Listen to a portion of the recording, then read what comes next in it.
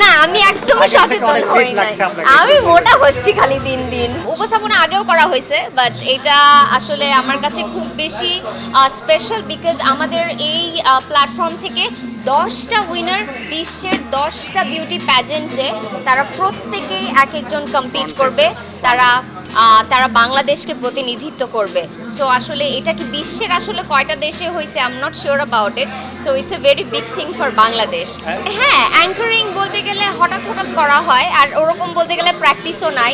So আমি আশা করি আজকে আমি কোনো ভুল করব না। না আমি একদম সচেতন হই নাই, আমি মোটা হচ্ছি খালি দিন দিন। ওয়েল, আমাদের মিস বাংলাদেশ যারা প্রতিযোগীরা আছে তারা প্রত্যেকেই বিভিন্ন প্রতিভায় তাদের বুদ্ধিমত্তা দিয়ে সব ধরনের ডাইভার্সিটিকে অতিক্রম করতে সক্ষম। সো তাদেরকে এর জন্যই আমরা সেভাবে করে ট্রেন আপ করেছি, রেডি করেছি, যাতে তারা বিশ্বের দরবারে বাংলাদেশের বিভিন্ন ব্যাপারে কথা বলতে পারে, বাংলাদেশকে তুলে ধরতে পারে, বিভিন্ন ডাইভার্সিটি কীভাবে মোকাবেলা করা যায় সেটাকেও তারা যাতে তাদের বুদ্ধিমত্তা দিয়ে মোকাবেলা করতে পারে।